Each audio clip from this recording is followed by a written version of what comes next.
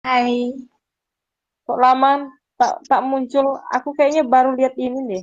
Kakak Yohana kayaknya aku lihat ini deh. Ya ya. kadang Atau aku yang muncul sih, cuman kayaknya pembahasannya nggak tahu ya pembahasannya ke arah mana, jadinya aku sering turun sih. ya kali ya. Aku kali salah atau aku karena jarang naik atau gimana sih? Soalnya aku jarang lihat Kak Yohana gitu. Nanti Yohana supaya lebih terarah bahas Gitu. mungkin aku arahkan nanti Bang Leo. Bang Leo kan ahlinya tuh. Masa yang bisa bantu share screen nggak? Hah? Tes tes. Kenapa Bang? Kenapa Bang? Kenapa Pak? Kenapa Ada Pak yang bisa Pendeta? bantu share screen nggak nanti kira-kira? Oh, yang bantu screen kah? Iya iya. Kayaknya Itu dia laptopku bermasalah deh. itu nggak Wan. Biar aku kirim bahannya. Ripka aja, coba Ripka Dek. Dek, bisa screen kah? Ripka, Sunscreen apa ya? bisa bagi layar, bagikan layar. Oh, ini screenshot. Enggak bagi enggak bagikan layar materi ke itu ke apa? Ke ibadahnya ini. Kalau nggak bisa agak berisik di sana dia. Bisa Jepa bisa bantu Ya, Jep. tapi kita Kenapa, Bang? Bisa bantu bagi layar sih Bunda. Nggak sibuk sih, cuman takut jaringanku, tapi nggak apa-apa jadi coba. Oh, oke. Ini biar materinya dikirim sama Bang Gamaliel sama Jepa. Oh, oke, oke, Bang. Ya boleh Bang Gamaliel ini sama Kak Jepa Panjaitan. Kuning mana ya akunnya? Ini yang namanya Maca. Oke oke bang. Nanti aku kirim bang ya. Mulai aja bang apa apa. Iya, namanya Maca Manis Tak Bercela. mantap. Maca idaman si Eda Baca Leo. lalu, baca lalu. Ah, halo, Maruli belum muncul. aku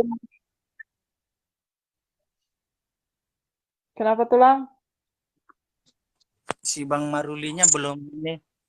Ya, Panjang umur Bang Leo naik. ya sudah deh. Halo, kenapa Biar tulang? saya. Ya, Bang Maruli kayaknya masih lagi ngetik itu berkas-berkas dia disuruh papanya tadi mendadak. Ya udah biar saya ambil alih moderator sementara.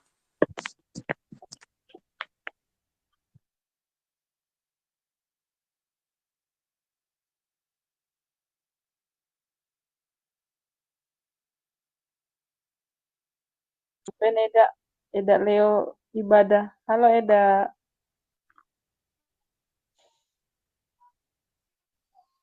halo Eda Inang. Bisa.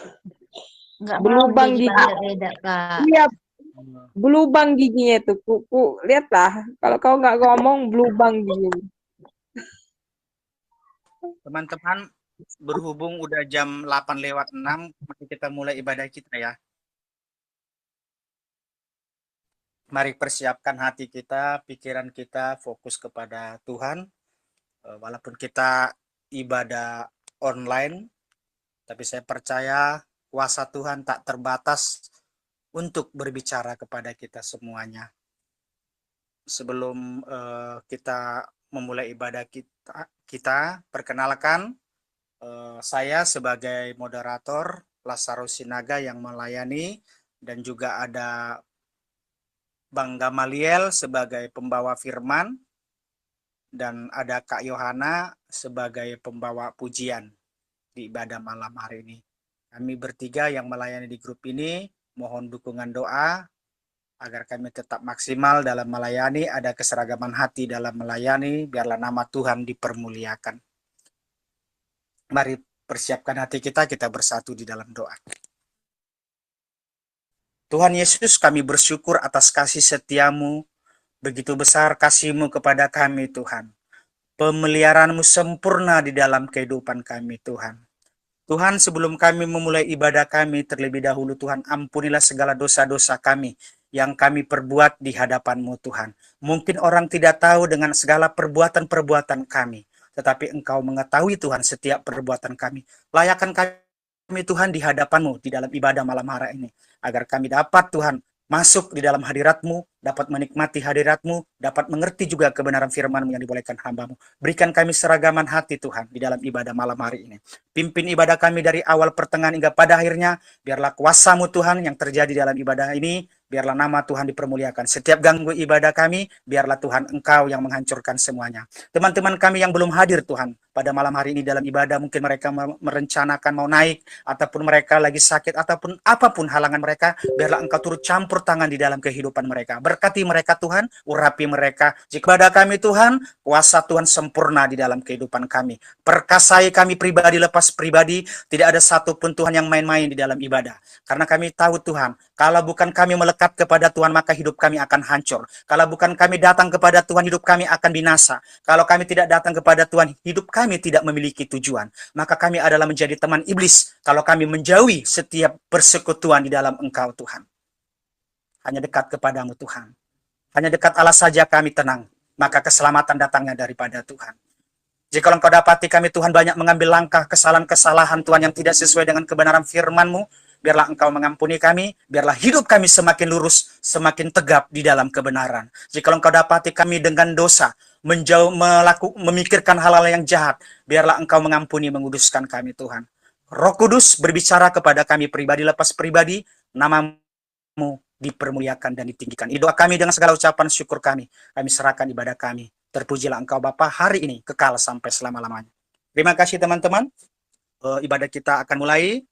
Untuk pembawa pujian, saya serahkan kepada Kak Yohana. Dipersilakan Kak Yohana untuk pujian pertama. Makasih.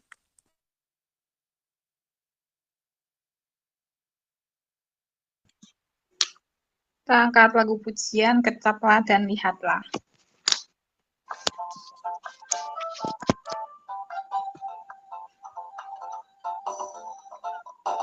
Kecaplah baiknya Tuhan itu, rasakan dan nikmati kasih setia Tuhan.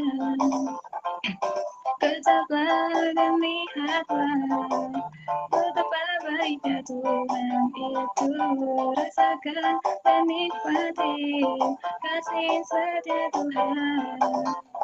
Syukur bagimu Tuhan, selamat bagimu Tuhan, Allah yang mengasihiku, Allah yang memelihara. Syukur bagimu Tuhan, selamat bagimu Tuhan, Allah yang mengasihiku, Allah yang memelihara selamanya.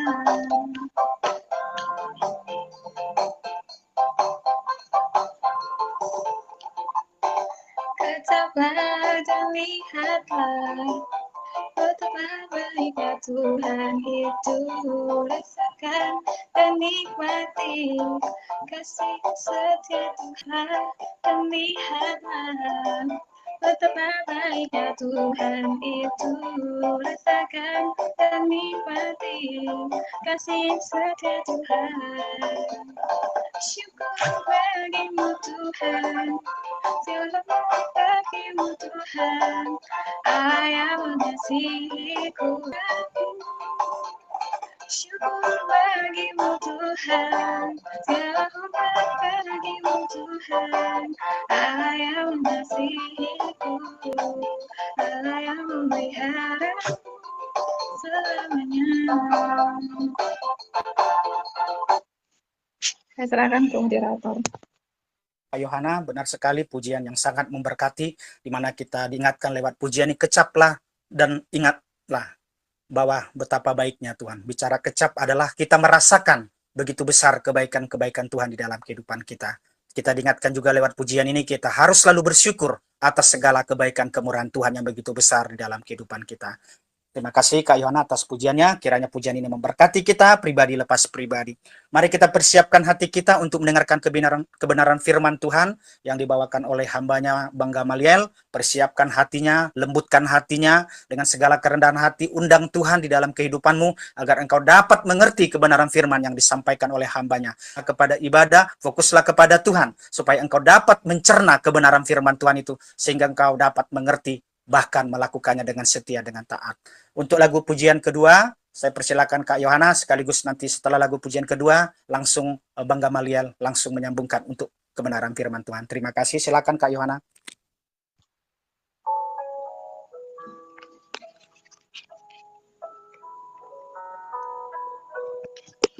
Kasih-Mu layakan seluruh hidupku, mampukan ku melakukan yang Kau inginkan.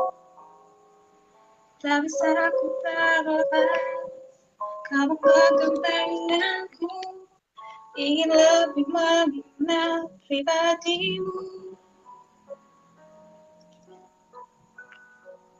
Berhubung denganmu, selalu mendekati hatimu. Firman-Mu itulah dasar hidup yang berdaulat atasku.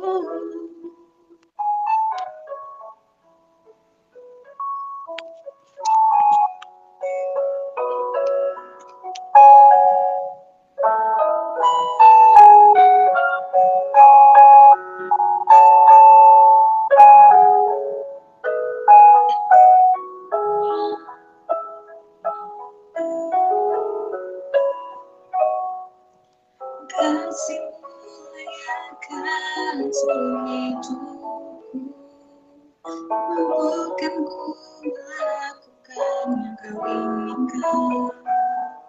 Tak bisa ku terlepas, Kau genggam tanganku, ingin lebih mengenal pribadi-Mu.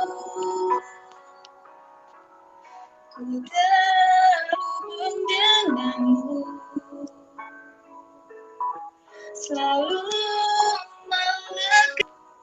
Firman-Mu itulah dasar hidupku yang berdaulat tanganmu, selalu melekat hatimu. Firman-Mu itulah dasar hidupku yang berdaulat atasku. Firman-Mu itulah dasar hidupku yang berdaulat atasku.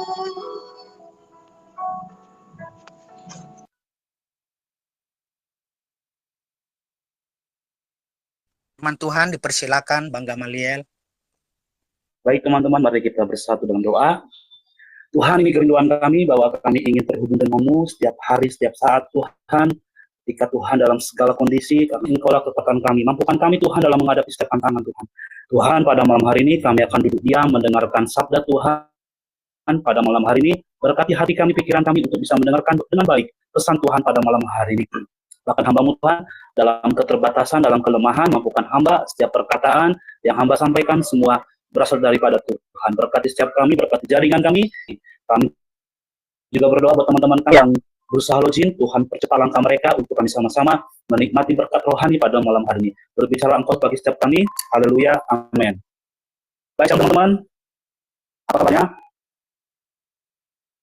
Suara saya jelas teman-teman? Agak sedikit ini terganggu jaringannya Bang Tes. di saya ya. Teman-teman dengar nggak suaranya? Suaranya Bang Raza nggak keluar ya. Aduh. Bentar, saya coba pakai handphone ya. Pakai handphone.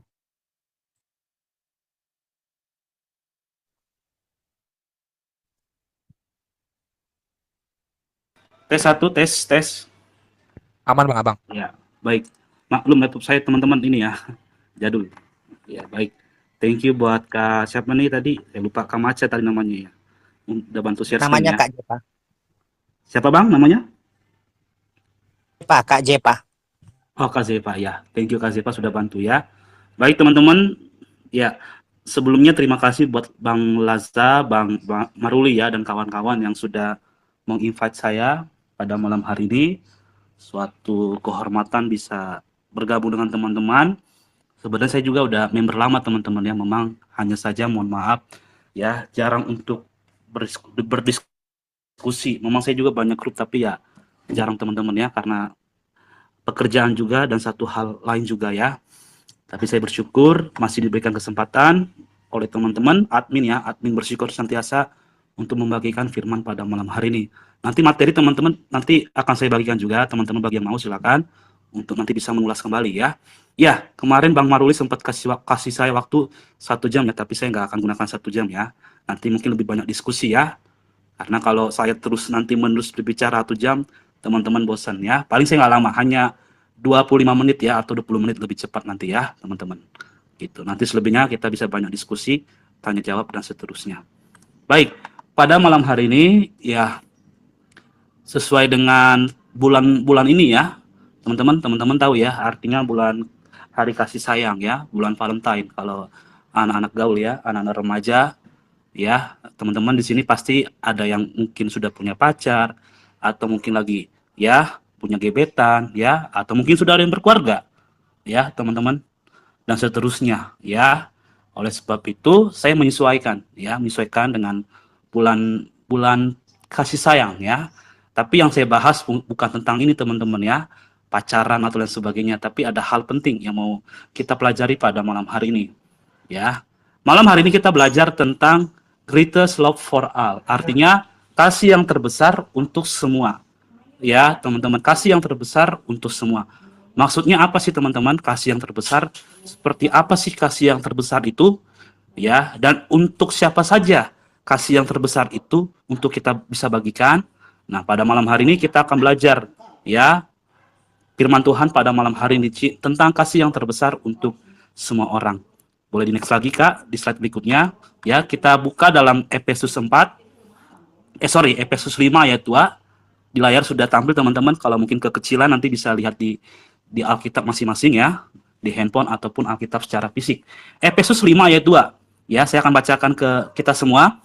Beginilah firman Tuhan, dan hiduplah dalam kasih sebagaimana Kristus Yesus juga telah mengasihi kamu dan telah menyerahkan dirinya untuk kita sebagai persembahan dan korban yang harum bagi Allah. Nah, saya mengambil terjemahan lainnya teman-teman untuk memperkuat ya tema pada malam hari ini. Ya, dikatakan kasihlah satu sama lain sesuai dengan teladan Kristus yang sudah mengasihi kita sampai memberikan dirinya sendiri sebagai kurban kepada Allah demi kita. Persembahan itu sangat harum dan menyenangkan hati Allah. Ya, teman-teman. Jadi kita bisa menemukan, kita bisa memaknai ayat firman Tuhan pada malam hari ini bahwa kita dituntut sebagai orang Kristen, orang percaya, hiduplah dalam kasih. Ya, teman-teman, bahkan dikatakan kasih itu merupakan suatu kewajiban. Ya, karena kenapa? Ya, karena kita harus mengikuti teladan kita. Siapa itu? Tuhan Yesus Kristus. Bahkan dikatakan Tuhan sudah memberikan contoh terlebih dahulu kepada kita. Artinya, kalau kita anak Tuhan, kalau kita orang percaya, kalau kita umat Tuhan, kita harus juga mengasihi sesama kita. Sama halnya Tuhan mengasihi kita. Ya, teman-teman. Jadi, kita sepakat dulu malam hari ini bahwa kita mengasihi karena Tuhan mengasihi kita. Kita mengasihi karena Tuhan adalah kasih. Ya, teman-teman. Kalau kita nggak mengasihi, ya maka ya kita jangan pernah mengatakan, oh saya anak Tuhan. Ya, saya orang percaya, saya rajin ibadah, dan seterusnya. Tapi kalau nggak memiliki sifat kasih, nol. Ya, teman-teman. Ya, jadi kita sepakat dulu. Ya, kasih yang terbesar untuk semua orang ya. Kita tahu ya, sebelum merujuk kepada kita teman-teman ya, kasih yang terbesar yang Tuhan berikan kepada kita adalah Yohanes 3 ayat 16. Pengorbanan Tuhan di kayu salib, bukit Golgota, teman-teman. Kita tahu itu pengorbanan yang begitu luar biasa ya, yang tanpa ada embel-embel. Ya, kalau kita melihat di agama lainnya tidak ada Tuhan yang sepatutnya harus memberinya kepada kita. Ya, teman-teman, artinya ya dia menyatakan kasih yang terbesar. Ya, teman-teman, kasih yang terbesar untuk kita semua, saya dan teman-teman yang hadir pada malam hari ini. Ya, coba teman-teman lihat di slide berikutnya, di slide 6, ya, itu ada bagan ya. Ada macam-macam kasih, ya. Macam-macam kasih. Sebelum ya saya menjelaskan tentang apa itu kasih, ya. Kita tahu teman-teman yang mungkin sudah belajar atau yang masih belum tahu, ya, kita tahu bahwa ada macam-macam kasih dalam Alkitab, ya. Ada 4. Yang pertama ada namanya kasih filia. Teman-teman nanti bisa baca ya ayat pendukungnya Yohanes 11 ayat 33 sampai 35 ya, teman-teman. Yohanes 11 ayat 33 sampai 35. Ya, kasih filia pada intinya menekankan kepada kasih yang sebagai saudara, persaudaraan. Ya, teman-teman mungkin punya circle, punya sahabat dimanapun itu. Mungkin dalam pekerjaan, mungkin dalam sekolah, dalam kuliah, dalam pelayanan, semuanya apapun itu, ya. Itu disebut dengan kasih filia, ya, saling menguntungkan, saling menyenangkan, saling mengagumi dan seterusnya. Ya, feedback satu sama lain. Ya, dimanapun teman-teman. Ya, menekankan kepada kasih persahabatan atau kasih persaudaraan. Yang kedua, ada disebut dengan nama kasih eros. Ya, teman-teman bisa baca dalam Kejadian 1 ayat 8. Ya, ini lebih merujuk kepada pasangan, ya. Tapi kalau di Alkitab ditekankan kepada jenjang dalam pernikahan. Ya, teman-teman ya. Cinta yang romantis ya atau seksual dan seterusnya ya. Ini terhadap lawan jenis ya. Biasanya ditekankan dalam ya konsep pernikahan, teman-teman ya. Tidak boleh nanti konsep pernikahan dibawa dalam pacaran ya, teman-teman. Teman-teman tahu maksudnya ya. Tidak boleh kalau memang nggak seharusnya belum ini jangan melakukan, teman-teman ya. Kalau dibilang dalam Alkitab jaga kekudusan dan seterusnya bagi teman-teman yang lagi sedang pacaran ya, teman-teman. Ya, lalu yang ketiga disebut dengan kasih storge, teman-teman. Teman-teman bisa baca nanti Kejadian 22 dan Efesus ya, contohnya teman-teman dengan orang tua teman-teman, teman-teman yang punya abang, yang punya adik ya, siapapun itu dalam keluarga, itu disebut dengan kasih storge, teman-teman ya. Hubungan dalam keluarga. Contohnya saya punya abang, punya adik, punya kakak ya, dengan orang tua, mama, papa ya kan, dan seterusnya, itu disebut dengan kasih storge ya, teman-teman. Nah, tapi ada kasih yang paling luar biasa ya, coba kita ke atas ya. Di slide ke-5 ya, kita melihat gambar Tuhan Yesus ya, yang disebut dengan kasih agape ya. Ini yang dilakukan Tuhan Yesus, kasih agape ya. Ini melebihi 3 kasih tadi, kasih storge, kasih filia, kasih eros ya. Kasih agape itu ya dikatakan kasih yang tak bersyarat ya, kasih yang tak bersyarat, tanpa batas dan seterusnya, teman-teman. Bahkan dikatakan ya bahwa kita mementingkan kepentingan orang lain terlebih dahulu dibandingkan kepentingan kita. Nah, inilah yang merupakan kasih yang terbesar, ya, cinta yang terbesar untuk siapapun, ya. Jangan ada nanti, oh ya gap-gapan, udahlah kasih saya hanya saya berikan kepada orang yang mengasihi saya, ya, teman-teman. Bahkan dikatakan dalam Alkitab, ya, kita juga harus mengasihi musuh kita, ya kan, teman-teman. Meskipun rasanya susah, ya, tapi Tuhan sudah melakukan terlebih dahulu. Ya kan? Banyak tidak suka dengan Tuhan Yesus, tapi Tuhan Yesus mengajarkan untuk tetap mengasihi. Itulah yang disebut dengan kasih agape. Ya, teman-teman, bukan berarti ya sampai harus mengorbankan nyawa, teman-teman, ya enggak ya.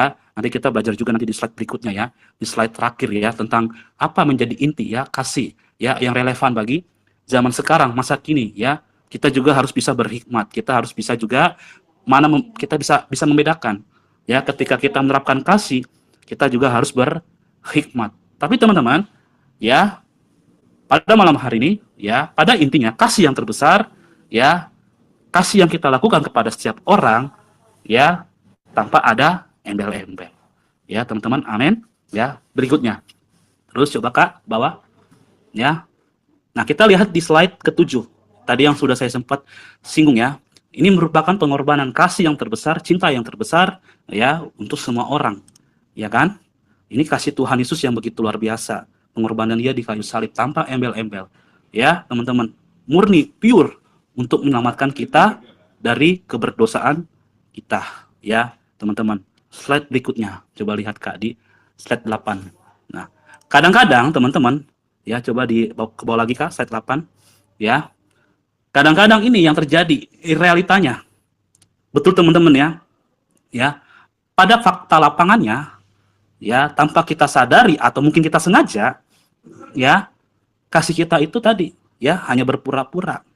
Kasih yang bersyarat, kasih yang ada maunya, kasih yang memilih, dan seterusnya. Ya, teman-teman ya. Ya kan? Meskipun kita sudah mendengar, ya, mungkin firman ini lebih dari berapa kali tentang kasih. Ya, tapi pada realitanya, pada fakta lapangannya, ya, tidak sesuai. ya, banyak embel-embel, ya, banyak motifnya. Atau secara lebih ini lagi ya, yang gamblangnya adalah kita terlalu munafik, ya, teman-teman. Jelas firman Tuhan tadi mengatakan, ya, kita harus mengasihi satu sama lain. Bahkan dikatakan hendaklah kita hidup dalam kasih. Kasih seperti apa? Tadi kasih agape. Kalau dalam bahasa aslinya, kalau teman-teman lihat ya, bisa nanti melihat itu menggunakan kata agape. Kasih yang tanpa embel-embel. Tapi pada kenyataannya ini yang kita kadang-kadang kita lakukan, baik tanpa kita sadari ataupun kita juga menyadari, tapi sengaja melakukan terus-menerus, ya.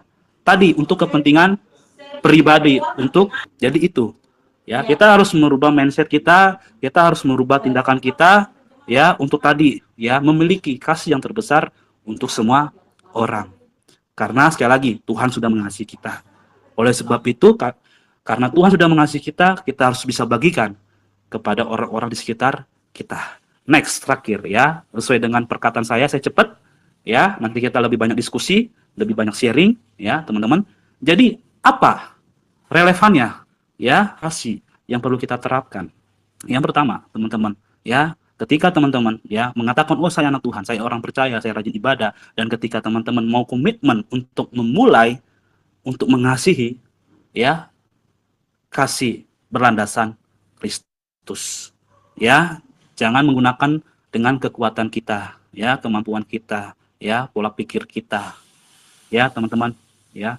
Setiap tindakan, setiap apapun ketika kita melangkah, berjumpa dengan orang, melakukan sesuatu, dan kita menyatakan kasih kepada siapapun, ya, jangan lupa, ya, andalkan Tuhan, ya, landaskan dalam Kristus. Itu paling penting yang pertama. Yang kedua, ya, ketika kita sudah melandaskan, ya, tindakan kita dalam Kristus, ya, kepada siapapun, ya, dimanapun, jangan pernah ada gap-gapan, ya, jangan ada sampai bedakan, oh ya kan, meskipun di agama seberang ya, saya nggak perlu sebutkan, ya, sering kita kan dikucilkan, sering kita ini kan, dan seterusnya. Tapi kita berbeda, kita malah diajarkan untuk mengasihi siapapun, tanpa melihat dari latar belakangnya, sukunya, rasnya, ya. Dan teman-teman, ini juga saya ajarkan ya, kebetulan memang saya juga pengajar sebagai guru agama juga, saya juga tekankan kepada murid-murid saya, ya, memang dengan keunikan, dengan karakter mereka,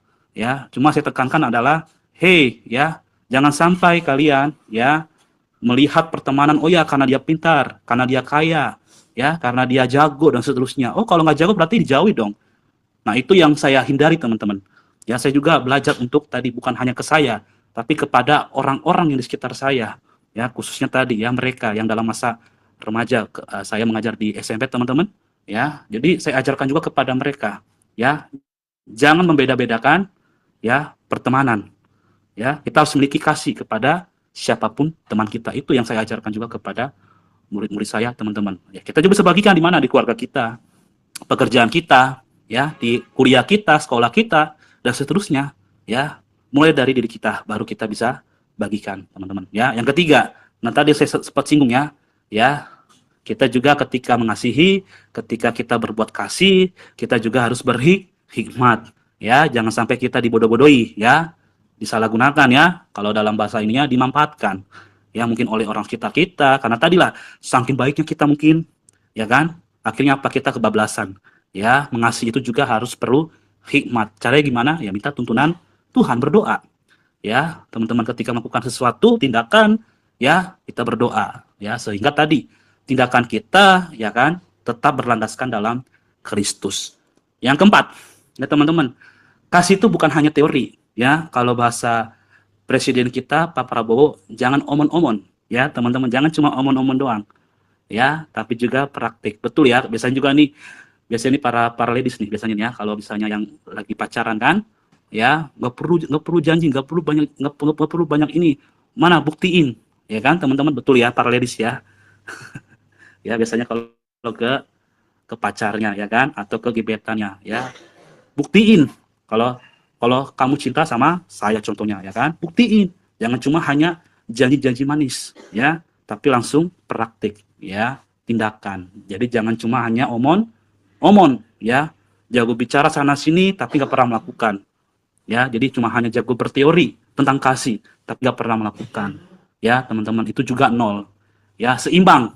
Menyampaikan dan melakukan juga. Ya, teman-teman. Yang terakhir, 4 poin tadi yang kalau kita sudah lakukan, ya, jangan pernah stop. Jangan pernah berhenti. Lakukan setiap hari, setiap saat. Dikatakan kasih yang penuh, komitmen. Ya, jangan sampai kita mengasihi tergantung mood kita. Kalau lagi bad mood, udahlah, nanti dulu. Tapi kalau lagi good mood, oke, saya lakukan. Jangan teman-teman ya. Kasih itu harus setiap hari, setiap saat kita bagikan. Ya, teman-teman. Jadi 5 poin tadi, ya, kasih yang perlu kita lakukan, ya, dengan sesuai dengan tema kita pada malam hari ini, kasih yang terbesar, ya, dengan 5 poin ini. Ya, itu merupakan kasih yang terbesar yang bisa kita lakukan kepada orang-orang di sekitar kita. Karena tadi, kita mengasihi karena Tuhan sudah mengasihi kita. Kita mengasihi karena Tuhan adalah kasih. Ya, teman-teman, kita mengasihi karena Tuhan sudah mengasihi terlebih dahulu kepada kita, teman-teman. Oleh sebab itu, mari kita berlomba-lomba, ya, untuk berbuat kasih, ya, kepada siapapun, dimanapun, kapanpun, ya, sampai Tuhan memanggil kita, ya, kita senantiasa mengasihi setiap orang-orang di sekitar kita. Itulah yang membedakan kekristenan, ya, dengan agama-agama lainnya, teman-teman. Ya, luar biasa kekristenan itu, ya, yang sering tekankan, ya, biasa mengenai kasih, ya, teman-teman.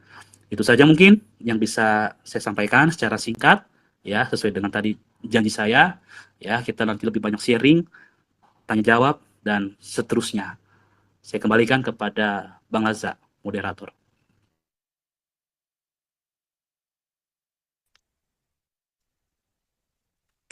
Bang Maruli belum naik ya. Baik, terima kasih buat Bang Gamaliel. Apakah ada suara saya, teman-teman? Iya, Ada suara saya? ada. Ada 20 orang yang di obrolan suara, berharap bisa saling merespon ya. Jadi bukan hanya tempel akun, bukan hanya cuman supaya kelihatan bisa di screenshot, kelihatan aktif, tetapi juga harus bisa saling merespon ya. Karena kita ibadah walaupun online, apapun yang teman-teman lakukan, Tuhan sangat tahu apa yang teman-teman lakukan, apa teman-teman pikirkan saat ibadah, dan apa yang teman-teman sekarang rasakan gitu. Terima kasih Bang Gamaliel atas kebenaran firman-Nya yang sangat memberkati kita, di mana tadi berbicara tentang kasih ya. Jadi sampai Tuhan memanggil kita dari cerita terakhirnya, sampai Tuhan memanggil hidup kita, sampai Tuhan memanggil kita kembali kepadanya, ya kita tetap harus pertahankan hidup, jangan sampai memudar ya. Di dalam kasih yang murni, tadi yang saya tangkap adalah, di dalam kasih yang murni tidak ada kemunafikan, murnian hati. Karena kasih itu sendiri adalah Yesus, kasih yang begitu besar yang diberikan kepada kita. Gitu. Jadi teman-teman, mengasihi itu bukan undangan. Mengasihi itu bukan perintah dari manusia. Mengasihi itu adalah perintah dari Tuhan langsung. Jadi yang memerintahkan kita langsung itu untuk hidup di dalam kasih, langsung Yesus sendiri, sang penguasa di atas segala-galanya. Kalau orang lain mungkin yang mengundang kita, kita boleh datang, boleh tidak. Tetapi kalau Tuhan yang sudah memerintahkan kita, kita harus taat. Apapun itu, kita harus taat. Karena Tuhan yang memerintahkan, bukan manusia. Terkadang kita lebih nurut perintah manusia daripada perintah Tuhan. Jadi teman-teman, hidup di dalam kasih ternyata tidak boleh terlepas dari anak-anak Tuhan ataupun hidup di dalam kekristenan kita. Gitu. Jadi kasih itu sabar, kasih itu murah hati, kasih itu tidak pendendam, kasih itu tidak membenci sesamanya.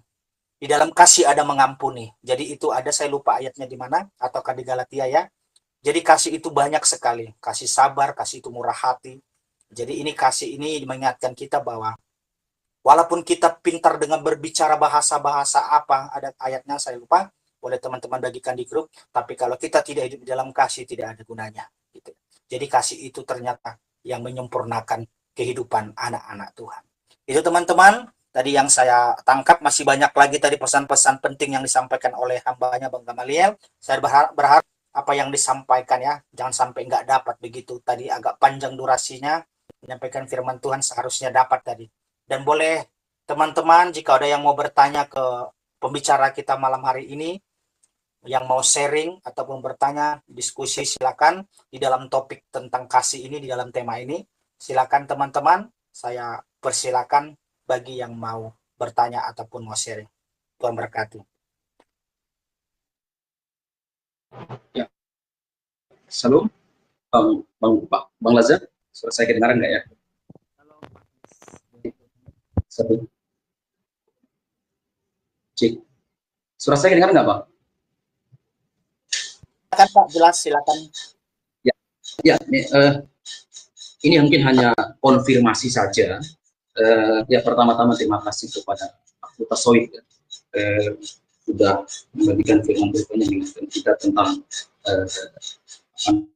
tentang kasih ya. Kiranya Tuhan memberkati Pak Gamalil Soid di dalam pelayanan, di dalam profesi juga sebagai pengajar tadi ya. Kiranya lewat hikmatnya daripada Tuhan boleh menuntut anak-anak yang diajar untuk semakin dekat dan mengenal Tuhan. Nah, sekedar konfirmasi saja, karena ini kita sifatnya sharing, berbicara tentang Efesus pasal 5 tadi. Kalau kita lihat mulai dari ayat 1 sampai ke 7 ya, sebenarnya di sana itu Paulus ingin mengingatkan kita tentang identitas ya, tentang identitas. Jadi misalnya kalau ini saya coba baca ya, karena tadi ada singgung tentang macam-macam kasih ya. Misalnya kalau dalam Efesus pasal 5 itu dalam teks aslinya, dalam bahasa Yunani itu gineste on, gimetai po, ginomai po, gimetes po, teu hos tekma agapeta, teos hos tekma agapetos. Jadi sebenarnya kata kasih di sana itu muncul 2 kali, petos. Kenapa muncul 2 kali agapeta? Karena di sana ada kata Allah. Karena apa? Karena Allah itu identik dengan kasih, agapeta. Lalu agapetos, anak-anak kasih. Nah, ini 2 hal yang berbeda.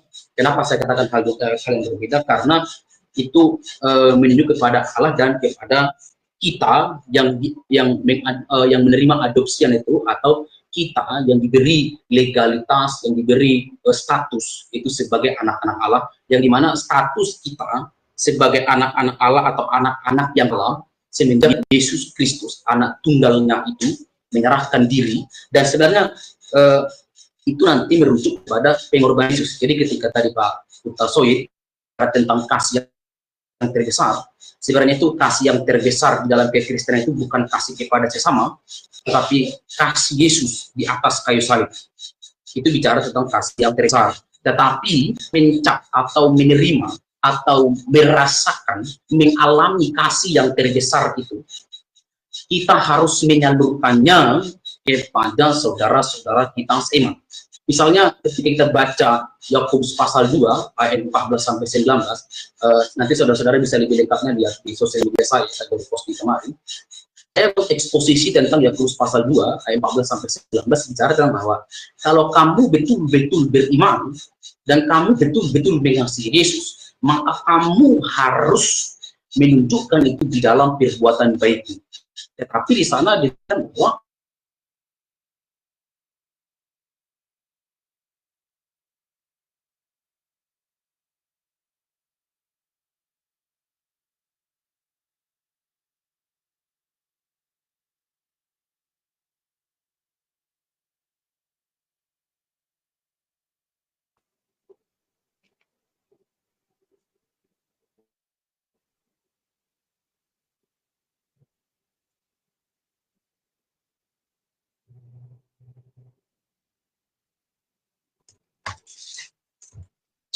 cik masih, aduh ini jalan internet saya selalu bermasalah ini. Maksudnya ketika kita bicara tentang Yesus, silakan. Ketika kita bicara tentang Yesus yang adalah puncaknya itu di dalam penyaliban, itulah yang dimaksud tadi oleh Pak Duta Soid, kasih yang terbesar. Tetapi tadi mungkin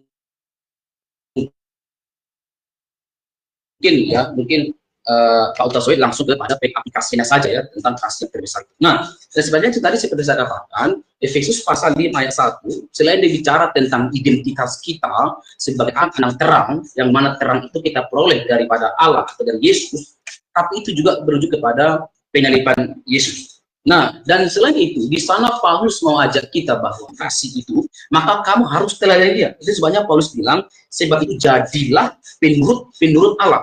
Artinya apa? Ketika kita tahu seseorang, dia berperilaku baik, dia sangat baik, maka seharusnya kita meniru dia di dalam hal perbuatan baik. Kita harus taat. Nah, itu yang Paulus maksud, jadilah peniru Allah seperti anak-anak yang terkasih.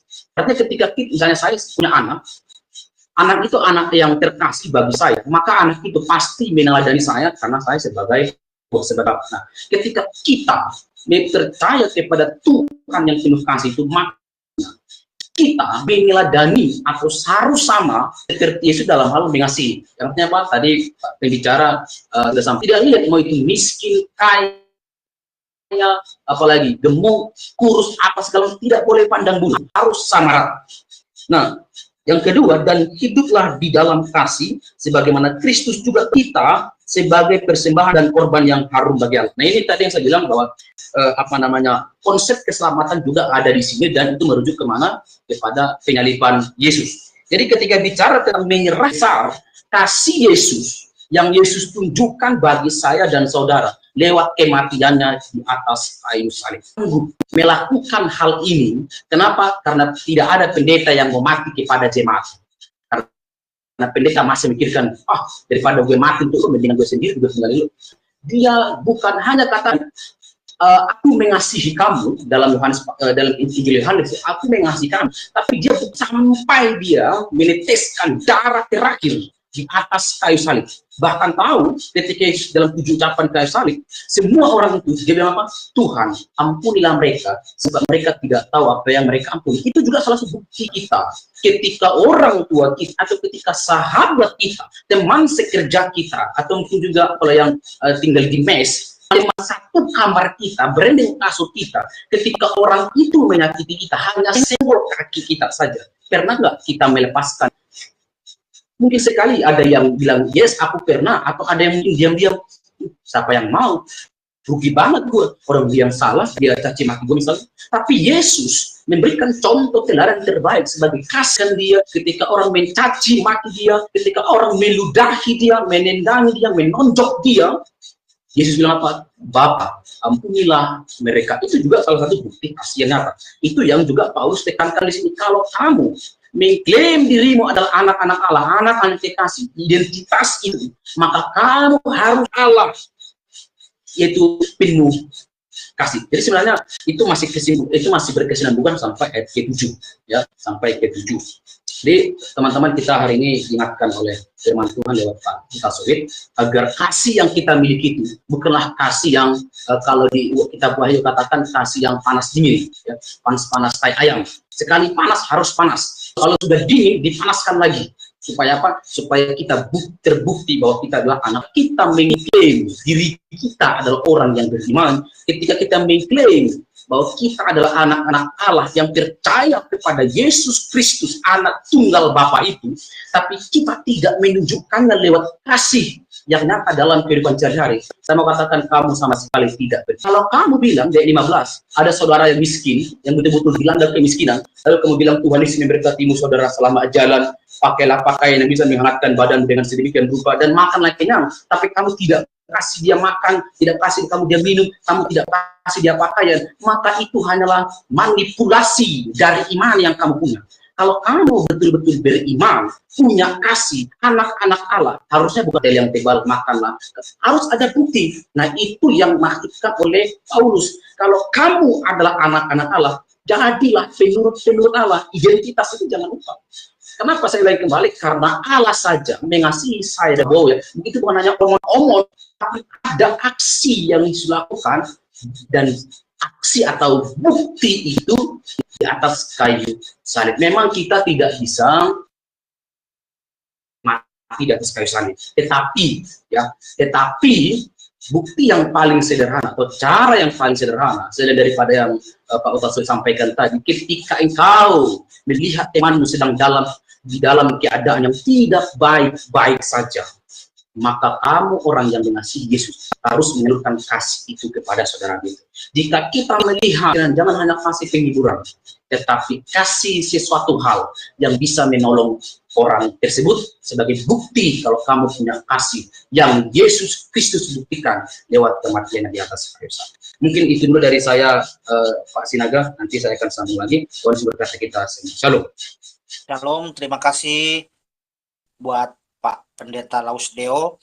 Tadi kita sudah mendengar ya teman-teman bahwa jikalau kita berbicara tentang kasih, kita juga harus punya tindakan, mengaplikasikannya, melakukannya. Kita harus melihat contoh Yesus, teladannya Yesus ya. Tadi Pak Pendeta Lausdeo sudah mengingatkan. Jadi Yesus menjadi teladan yang pertama yang kita lihat bagaimana Tuhan Yesus mengasihi. Apa sih contoh Tuhan Yesus mengasihi? Satu, waktu perempuan berzina, oke? Orang sibuk menghakimi wanita itu. Dia melakukan ini. Tetapi Tuhan begitu bijaksana, begitu dengan luar biasanya, penuh dengan belas kasihan kepada orang berdosa, yaitu wanita yang berzina itu. Apa katanya? Jikalau kalian yang dari kalian yang tidak ada dari kalian yang tidak berdosa, biarlah kalian pertama melempar batu. Orang-orang ini adalah orang-orang yang berdosa, ya kan? Tetapi mereka hanya melihat kesalahan wanita itu, perbuatan wanita itu. Bahkan Yesus sendiri pun tidak menghakimi. Bahkan Yesus mengampuni, mengasihi wanita itu.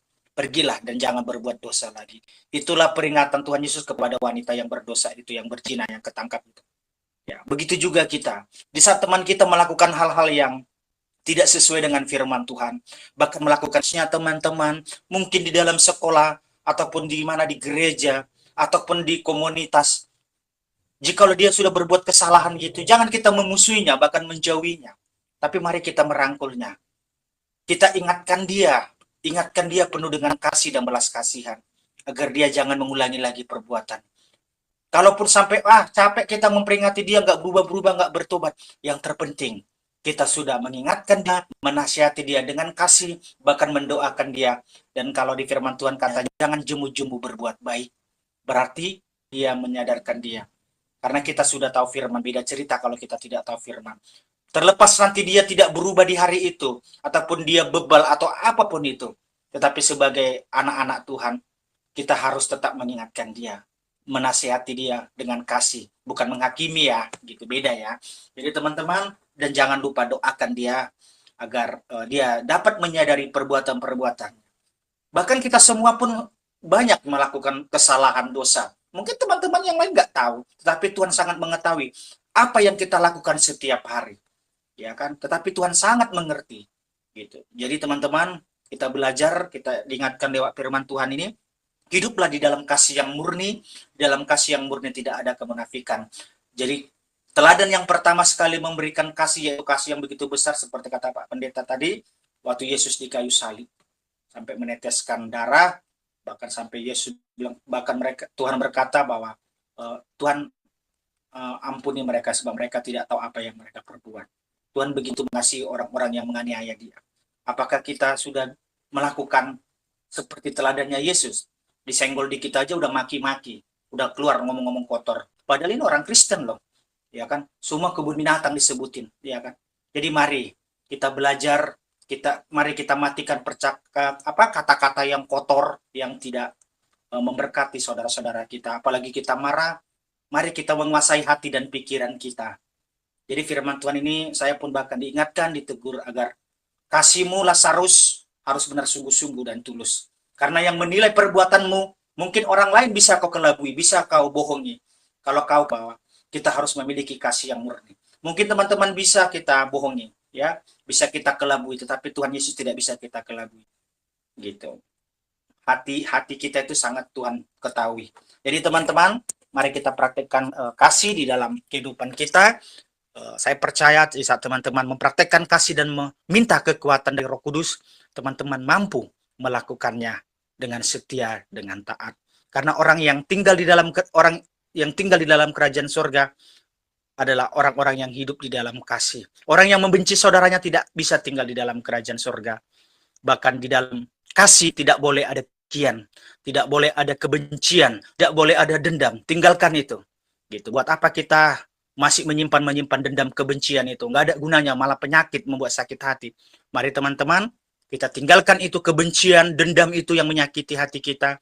Apapun teman-teman alasannya, aduh kan susah begini-begini. Tetapi ini firman Tuhan yang mengatakan, kasih itu sabar, kasih itu murah hati, tidak membenci, ya, tidak menyimpan kesalahan orang lain. Itu firman yang ngomong gitu. Jadi teman-teman, saya percaya teman-teman adalah pria wanita yang kuat di dalam Tuhan. Saya percaya firman yang kita dengar bukan berlalu begitu aja, tetapi kita praktekkan. Masih banyak lagi tentang kasih. Teman-teman silakan yang mau bertanya kepada pembicara kita, dipersilakan. Jika mau sharing, dipersilakan. Waktu kita masih banyak ya. Terima kasih.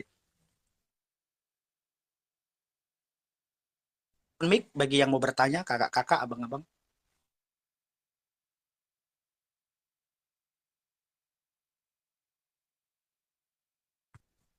Masih ada orang kah?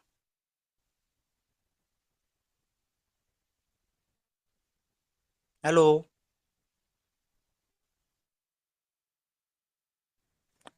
Ada suara nggak? Ada suaraku nggak? Ada, aman Bang.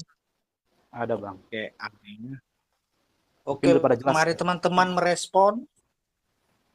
Takutnya ketiduran. Bentar aku sapa-sapa nih. Memang kadang ini banyak gangguan-gangguan ngantuk ini ya. Halo Kak Nina, Sembiring. Halo Bang. Halo Kak Nina. Oke, masih stay ya. Ada pertanyaan? Kak Nina, ada pertanyaan ke abang pembicara?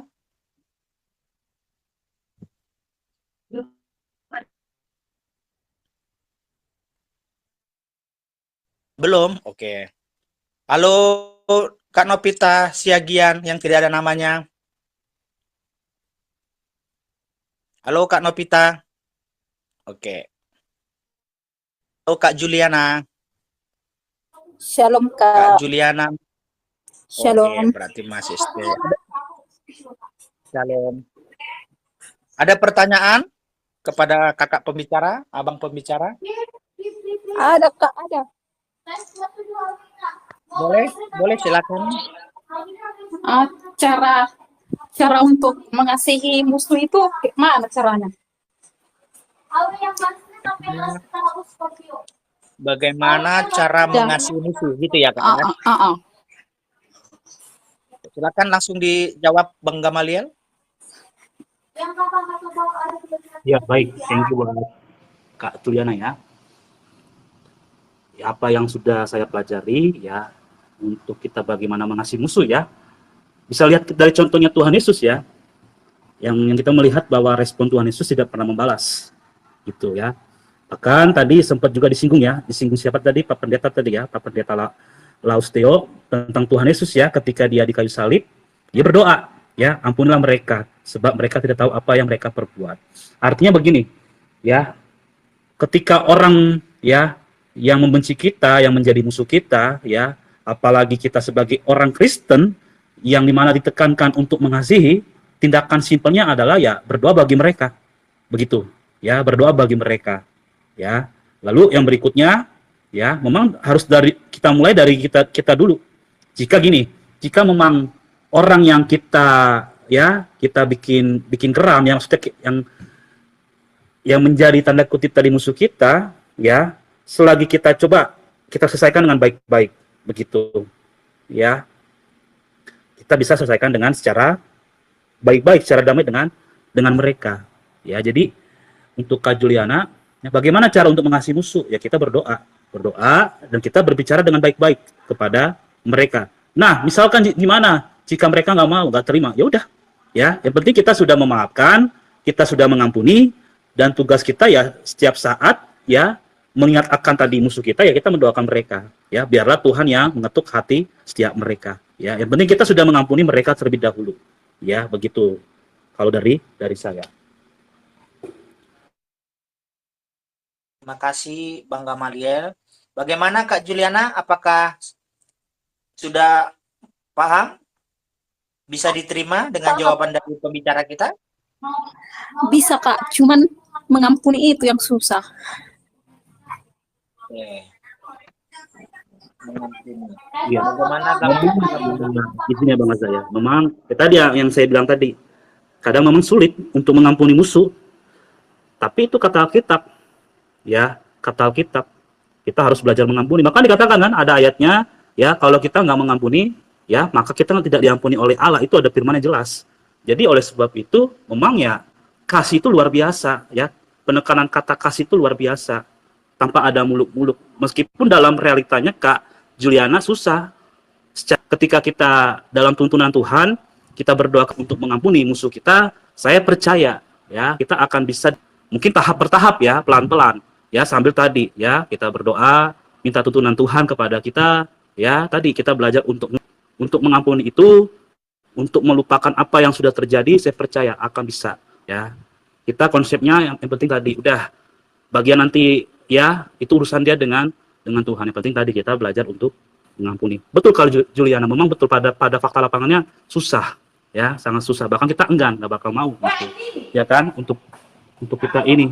Tapi tadi, ya, untuk kita belajar mengampuni terhadap musuh kita. Begitu Kak Juliana, ya. Oke, Kak Juliana. Oke, Kak. Randomnya tentang sharing-sharing pengampunan, bagaimana memaafkan. Mungkin nanti teman-teman melepaskan pengampunan kepada orang yang menyakiti hati kita, ataupun bahkan yang mengkhianati kita, ya kan, apalagi termasuk yang menipu kita padahal kita sudah baik. Saya percaya nanti teman-teman juga bisa sharing, mungkin punya tips-tipsnya untuk dapat mengatasi seperti yang Kak Juliana tadi sempat sharingkan. Nanti kita lanjut apa lagi. Halo Kak Lati. Halo Kak Lati. Yang bionya karena apa yang hilang diganti dengan yang nggak ada suaranya ya Kak Lati. Halo. Halo Kak. Ya. Ada pertanyaan Kak, pembicara tentang tema kita, berbicara tentang kasih tadi.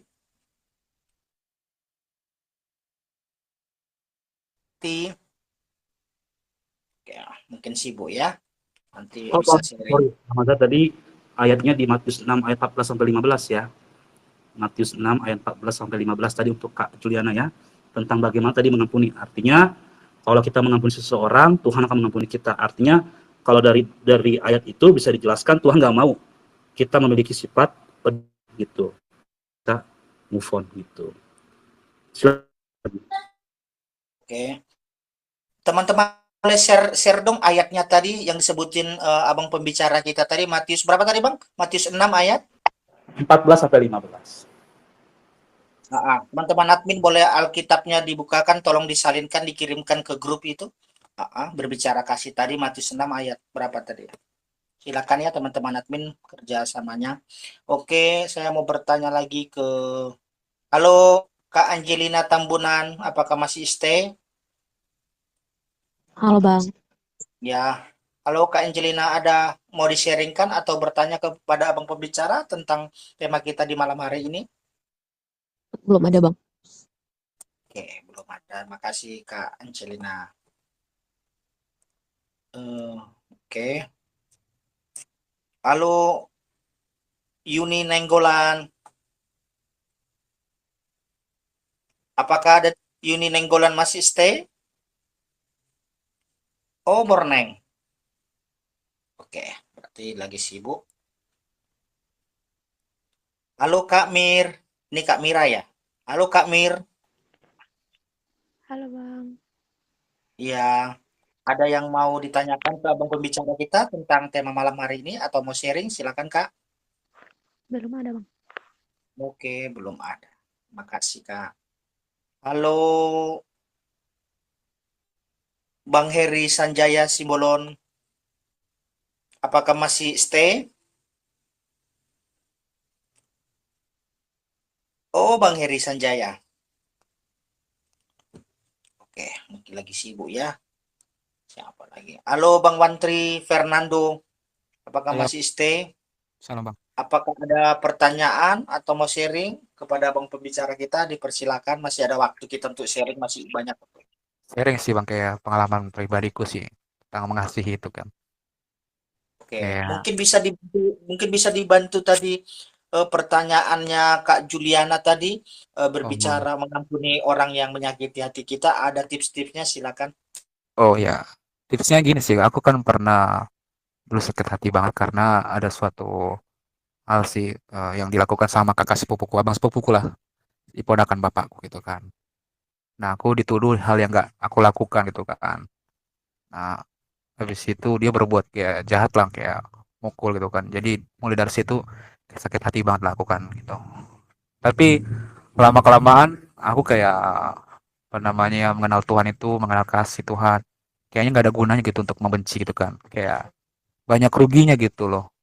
Jadi Kak Juliana, itu Juliana kayak gini apa namanya? Kalau kita untuk membenci orang, kita berpikir dulu kerugian yang kita terima. Banyak loh Kak, atau itu Juliana, kerugian kita untuk membenci manusia ini. Yang satu kita nanti dapat penyakit. Itu penyakit apa? Penyakit hati, kanker, jantung. Itu. Itu salah satunya. Dan yang kedua apa? Yaitu yang paling terutama ya dapat dosa lah. Gitu kan. Karena kita membenci itu ya dalam kebencian kita nggak bakalan ada damai sejahtera gitu. Walaupun kita beribadah tapi masih membenci manusia, orang apalagi yang di sekitar kita, itu gak bakalan enak. Selalu gelisah. Itu yang kedua. Dan yang ketiga, kerugiannya itu adalah kita nggak bisa mengekspresikan diri kasih itu gitu ke semua orang. Jadi apa-apa kita jadi bete gitu. Nah, kalau kita berpikir banyak kerugiannya ya tentang kayak membenci manusia, kita pasti bisa tuh berangsur-angsur untuk kayak uh, mengampuni orang, mengasihi orang gitu. Kayak bapak saya gitu kan juga kayak saya membenci dia itu udah lama banget dulu. Karena dia selama 15 tahun nggak pernah beribadah, selama 15 tahun nggak pernah beribadah, selalu mukulin saya gitu kan. Nah, tapi saya berangsur-angsur kayak benar-benar membaca firman Tuhan, itu paling terutama, itu kuncinya juga tuh. Membaca firman Tuhan, terus kita selalu apa namanya mendengarkan khotbah tentang kasih Tuhan gitu kan. Jadi kita bisa berani dan berdoa sama Tuhan memberikan kekuatan gitu supaya mengampuni. Memang apa namanya susah gitu. Kayak terasa ganjel gitu dalam hati kita gitu. Kayak apaan sih kok dia udah berbuat gitu? Kok segampang itu mengampuni orang gitu, mengasihi orang? Ya, memang susah gitu kan. Cuman kita harus melepaskannya itu. Karena kalau kita terus menerus menyimpan sampah-sampah itu, sampah kebencian, iri hati, dengki dalam hati jiwa kita, itu jadi penyakit loh. Itu Juliana. Dan itu kan menjadikan apa namanya tubuh kita menua gitu. Nah, salah satu saya nggak mau menua muka saya gitu kan, pada saya nggak mau membenci orang gitu kan. Ketika saya udah kayak apa namanya emosi yang marah dengan seseorang itu paling cuma sehari, abis itu udah nggak lagi gitu. Nah, oleh karena itu Juliana berusaha lah gitu, paksakan diri gitu untuk kayak mengasihi, mengampuni gitu. Dengan cara ya kita berdoa dulu, Tuhan berikan aku kekuatan untuk mengasihi dia, mendoakan dia gitu. Coba sebutkan nama dia juga dalam doa itu gitu. Habis itu datangnya dia bilang, aku mengampuni dirimu ya, aku mengasihi dirimu. Dan habis itu kalau kita lakuin, wah udah lepas banget itu, sangat damai sejahtera banget. Udah kayak ibarat kita menang lotre gitu kan, menang hadiah gitu kan. Karena saya juga begitu, susah mengampuni orang itu. Wah, karena bagi saya itu mengampuni orang itu sangat ini sih apa namanya luar biasa. Dan salah satu kenapa Tuhan Yesus bilang kan ke Matius gitu kan, kenapa harus kita mengampuni manusia itu 7 kali 77 kali kan? Karena itu buat apa? Buat diri kita sendiri gitu. Jadi kalau kita meminta apa mengampuni seseorang itu untuk kita diri sendiri gitu. Bukan untuk orang itu, tapi untuk diri kita sendiri supaya kita terjerat dari ikatan iblis, supaya nggak tertipu lagi gitu. Nah, kalau kita tertipu terus dipendam hati, sakit hati, waduh, jadi penyakit gitu. Jadi merebah kemana-mana kayak kanker. Nah, oleh karena itu kayak itu Juliana ya, pikirkanlah kerugiannya gitu.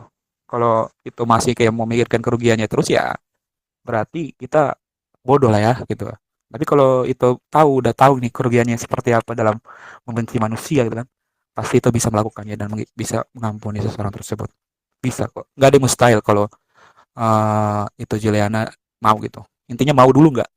Mau dulu nggak untuk extend mengampuni seseorang itu tersebut. Tapi kalau belum mau dalam hati kita, ya itu nggak bakal bisa gitu.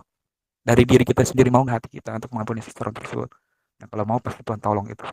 Oke, kayak itu Juliana, terus berkati.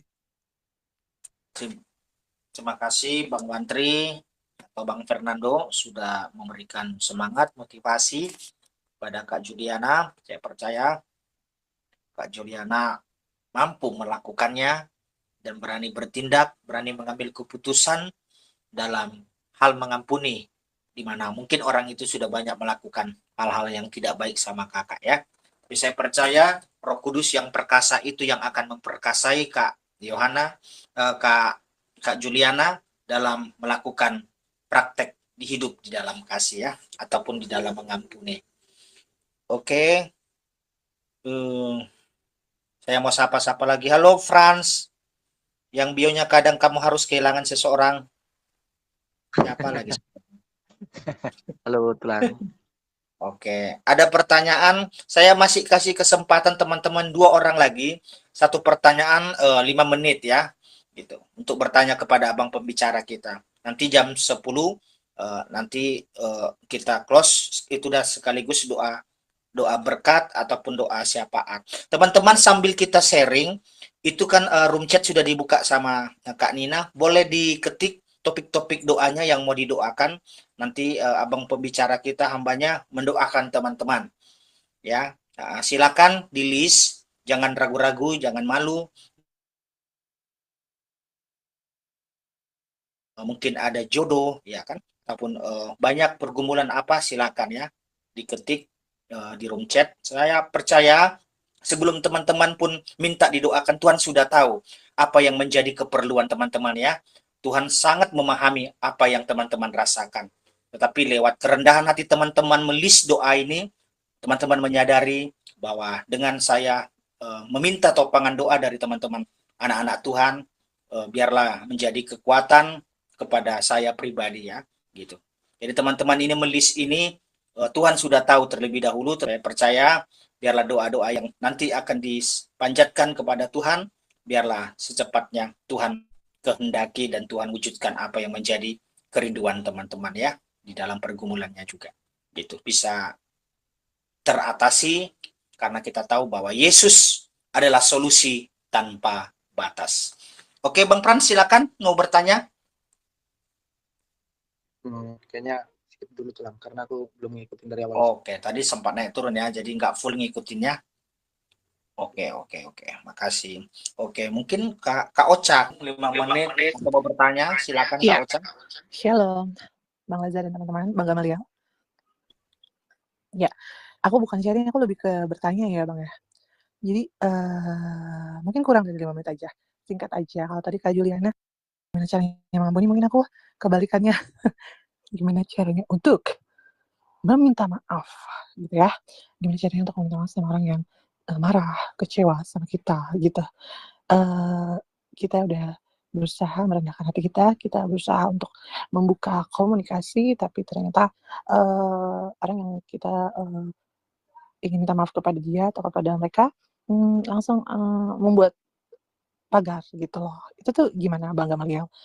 Karena yang tadi dibilang atau yang tadi di-sharing-kan sama Bang Fernando itu benar gitu ya, karena kalau kita terus-terusan bawa itu dalam hati kita, itu yang ada kita yang rugi gitu kan. Jadi pertanyaanku adalah gimana caranya kita supaya permintaan maaf kita diterima gitu dengan baik, karena kayaknya kalau sudah dimaafkan atau sudah dimaafkan gitu ya, kayaknya lebih plong dan nggak mengganjal di hati gitu sih pertanyaannya.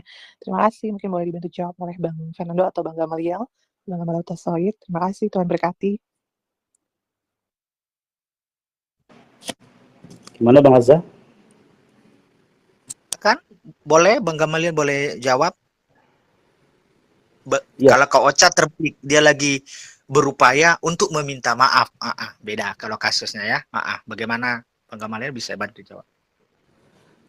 Kalau dari saya pribadi, secara kiatnya ya Kak Ocha ya, tadi kan artinya kan berbanding terbalik, kita meminta maaf dan pada orang yang tadi yang kita salah di hadapannya.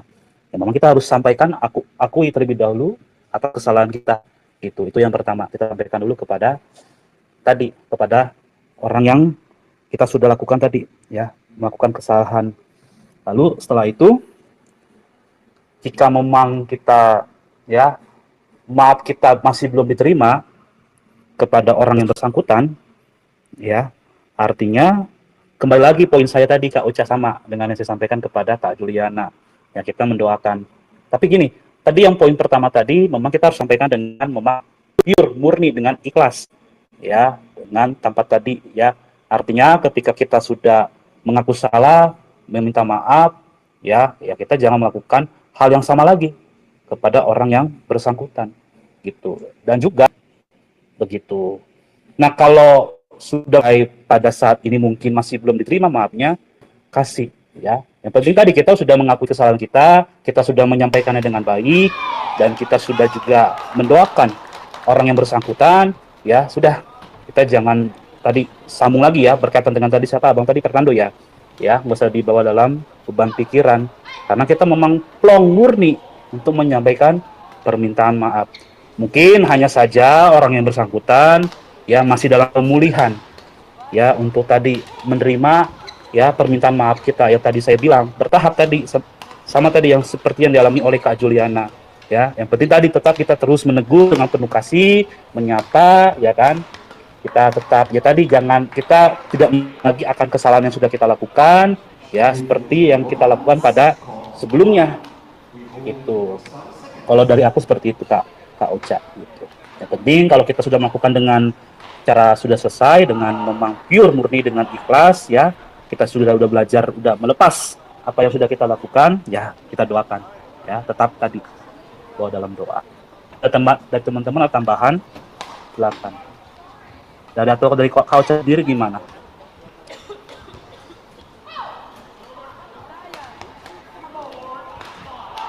Iya. Thank you banget Bang Gamaliel untuk kiat-kiatnya. Memang kalau dipikir secara logika gitu ya, dipikir secara akal manusia, kita meminta maaf itu perlu yang namanya kerendahan hati gitu kan ya. Dan yang tadi Bang Gamaliel sudah sebutkan, dan dengan sadar gitu, dengan kesadaran bahwa tidak mengulanginya lagi gitu. Kalau aku pribadi, aku lebih ke karena aku berpikirnya hari esok belum tentu jadi milik kita gitu ya Bang Gamaliel ya. Jadi setiap kali aku berbuat salah atau aku mengecewakan, menyakiti, mengecewakan hati orang, aku minta maaf gitu. Jadi tadi kalau memang dia belum memaafkan atau kalau memang dia belum ini butuh waktu, mungkin tadi kita maksud Bang Gamaliel ya masih dalam pemulihan. Jadi aku tetap bawa dalam doa dan tetap menjalin komunikasi gitu kali maksudnya Bang Gamaliel ya, tetap tegur dalam kasih ya. Terima kasih banyak ya Bang Gamaliel, Tuhan Yesus berkati. Ya betul Kak Ocha, betul.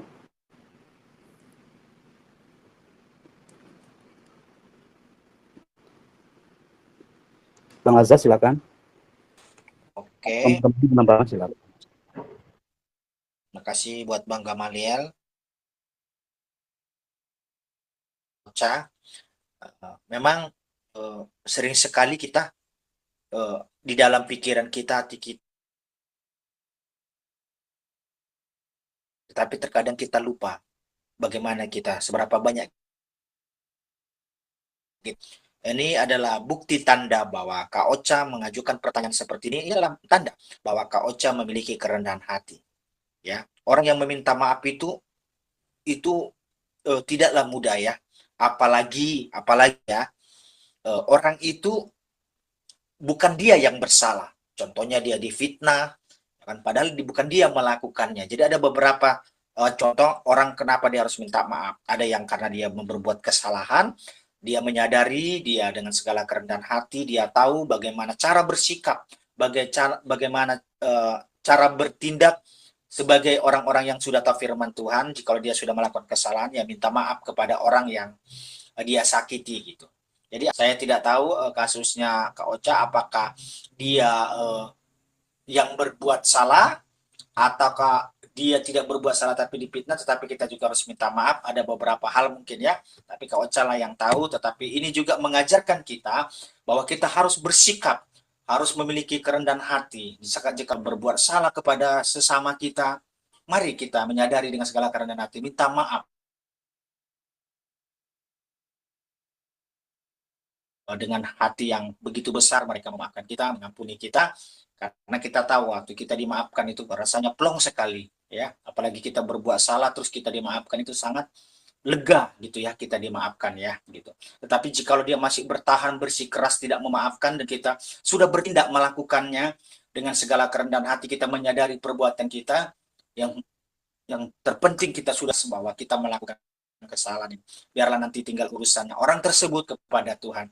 Bagian kita sudah meminta maaf dengan tulus, dengan ikhlas. Yang terpenting harus tulus minta maafnya, ya.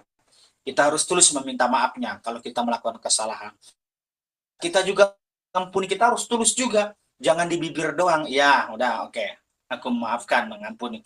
Tetapi di dalam hatinya, dia membohongi hati nuraninya. Dan Tuhan itu tahu seperti apa ketulusan kita dalam mengampuni, memaafkan. Kita boleh kita dustai, tetapi Roh Kudus tidak bisa kita dustai. Dia sangat tahu kedalaman dasar hati kita sampai yang ke paling dalam, ya. Jadi di saat kita minta maaf dengan tulus. Di saat kita waktu kita juga melepaskan pengampunan, kita melepaskan maaf kepada mereka, kita harus tulus. Itu teman-teman. Terima kasih Kak Ocha buat pertanyaannya, mengingatkan saya juga, bahkan kita semuanya, bahwa meminta maaf di saat kita melakukan kesalahan itu sangat mulia buat saya, ya. Itulah bentuk kerendahan hati anak-anak Tuhan. Gitu. Terima kasih Kak Ocha. Ya, sama-sama. Ada lagi Terima yang kasih mau? Bang Laza. Ya, Kak Ocha. Sama-sama. Kak Marta Saragi, ada yang mau ditanyakan tentang memaafkan atau mengampuni seputaran tema? Silakan Kak Marta, kita kasih waktu. Oke. Saya mau bertanya nih.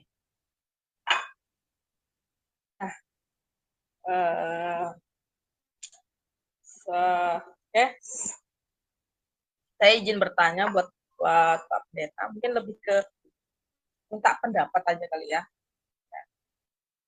Jadi saya juga sama. Saya juga kebetulan bekerja di bagian pendidikan,